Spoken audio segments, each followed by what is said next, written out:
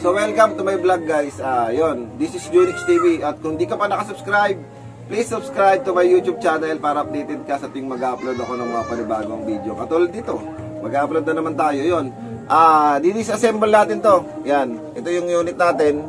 Yan, i-disassemble natin to para makita nyo yung mga parts na nasa loob nito, paano ba siya gumagana. Yun, papakita ko sa inyo kung paano to nagwo-work at yung mga part ng laman nito, yung dapat mga hindi dapat na gagawin natin dito para tumagal yung buhay nito. So yun guys, yung hindi pa nakasubscribe, please subscribe. Intro muna tayo.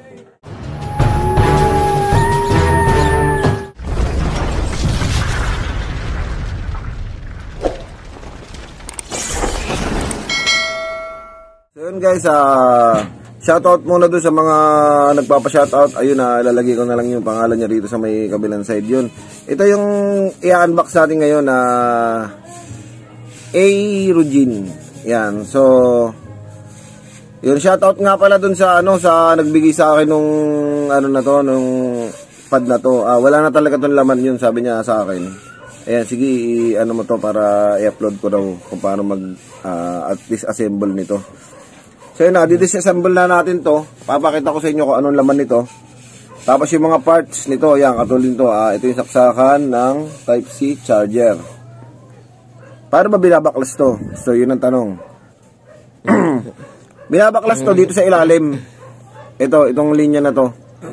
So pansin nyo guys, yung hindi pa to nabubuksan. Ayan, wala, hindi pa talaga to nabubuksan. So mukhang hindi yata gagana yung may wagang place natin dito Parang hindi rin gagana yung screw natin dito. So ang kailangan natin dito, tingin ko nakaano to nakaano to sa loob, nakadikit to. So yun guys, wala akong makitang naghanap-hanap ako ng kutsilyo, wala akong makita. Ayun, umangat na siya ng konti Sa pag-ipit ko ng plus, ayun, umangat na siya So may nakita ako, kailangan ko manipis. Ito na lang gagamitin ko. Ayun, kasya naman Ito na lang pang-aangat ko. Ayun, umaangat naman siya kahit papaano. Kahit kapera-peraso.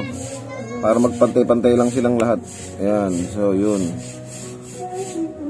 Kaya naman, yun, buti naman, umangat. Hindi na tayo gano'ng mahirapan guys. So hindi yata nakadikit to guys, tingin ko.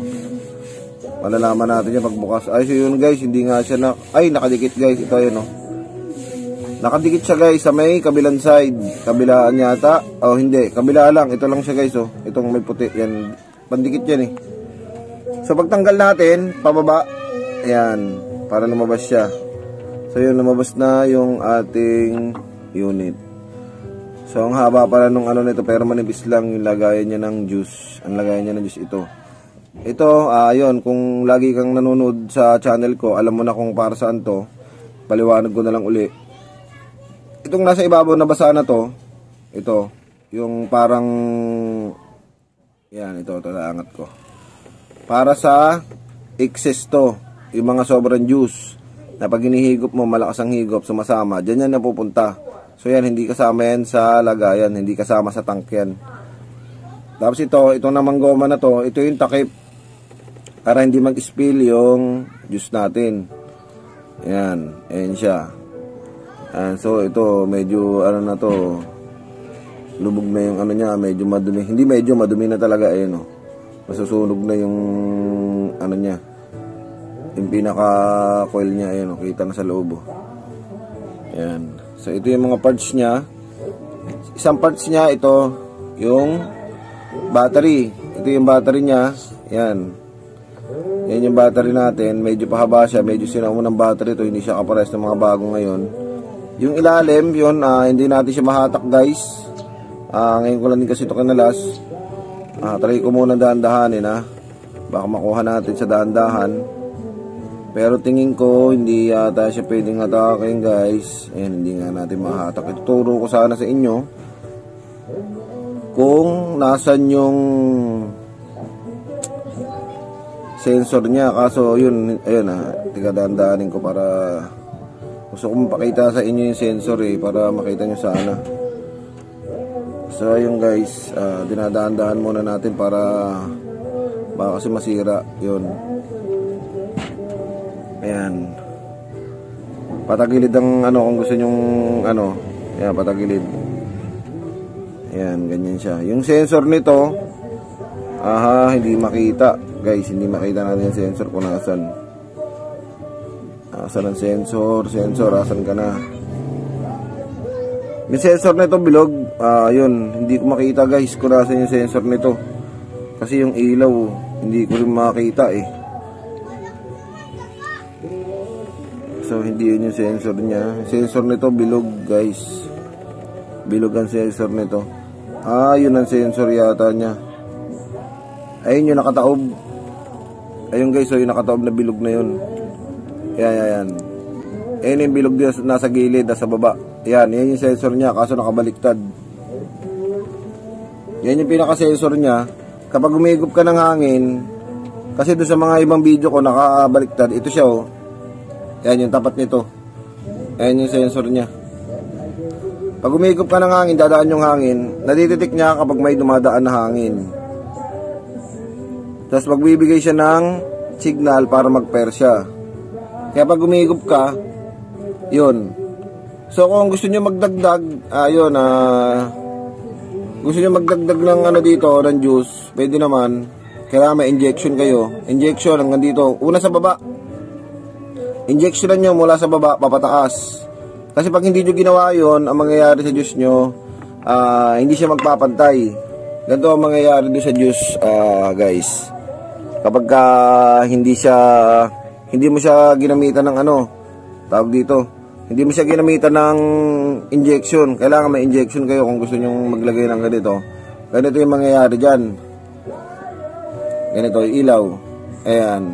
Ayun na, may bakante sa loob. Dito mapupuno sa ibabaw. Pero yung sa may bandang gitna, ayan o. Yung mga puti, yan yung mga bakante. Ayan. Ayan yung mga puti. Nakikita ba? Ayan yung mga puti na yan. Ano yan, hangin yan. Hangin yung mga puti na yan. So ganyan din mangyayari dito. Kapag nilagyan mo lang siya sa ibabaw, kung wala kang injection. So kailangan meron kang injection talaga pang inject. So sunod na natin, ayun, papakita ko sa inyo naman kung paano naman maglagay ng juice. Pero ngayon kasi ang content natin is yung mga parts. Yun, naituro ko naman yung mga parts. Yan. So yun ang kailangan natin, yung mga parts lang. Yan, balik natin. Yan, tapos ibabalik natin to. Balik natin siya. Ang pagbalik ngayon, pag ganoon din. Pag gusto nyo ibalik, yan, pag ganyan bali yung lagay natin sa loob. Tapos itutulak nyo lang, hindi nyo naman kailangan idikit na. So no need na para idikit. So ganun lang siya. So, para tumagal yung natin guys, yung mga pad na binibili natin, kahit anong unit pa siya, ang gagawin nyo, huwag nyong ilolong drag. Kasi common na nasisira agad siya kasi nilolong drag natin yung pad. So hindi ito ginaba para mag long drag. Pag mag long drag ka, mabilis yan katulad nito. Itim na kagad yung nito, itim na kagad yung niya. Kasi nilolong drag, huwag niyo ilolong drag kung kaya niyo mag-ilong drag. Huwag niyo ilong drag kasi tuloy-tuloy continuous yung init niya kapag nilolong drag, kaya nagaganyan kagad siya na susunog kagad. Kasi meron akong mga comment diyan sa comment section, bakit daw 3 days lang yung kanya, 2 days lang, sunog na kagad. Ilang pumps dapat yun, di ba? So yun, nasusunog yun dahil nga nilolong drag. Dapat hindi pang long drag yung ganito. Huwag mong ilong drag to. Tamang yosi lang dapat, parang ganun ang sistema nito. Hindi mo siya pwedeng ilolong drag. Pag nilong drag mo to ba, masisira kagad to. Kasi hindi siya dinesign para magdire-diretso yung init. Yan, katulad nito, dito, di ba, bakat na kagad, Hindi siya nilolong drag para tumagal yung cotton, yung cotton nung nung dun sa coil. Kasi kapag nilong drag mo siya, mabilis siya masusunog, di wala na kagad. Pag nasunog pa naman na yung coil nito, hindi mo na magagamit to, bili ka na lang uli ng bago. Yun.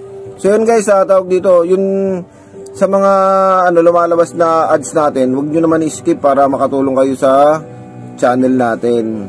Yun guys. So yun guys, balik ko muna to. Ngayon kung pwede, kung ito naman, ganyan mo yan, diretso nyo lang, hindi naman siguro yan, galaw-galaw nyo lang yung ilalim para sumakto siya sa loob. Yan, okay na uli siya, yun, ganun lang. Ayan. So yun guys, kung meron kayong mga request na gustong tawag dito, disassemble, yun comment nyo lang dyan sa may natin, sa comment section natin. Yun, ito kasi mga request to ng mga natin ng mga tawag dito, viewers natin, subscriber yan. Request kasi to, kaya yun, naghanap ako ng ganito para disassemble. So yun guys, peace out.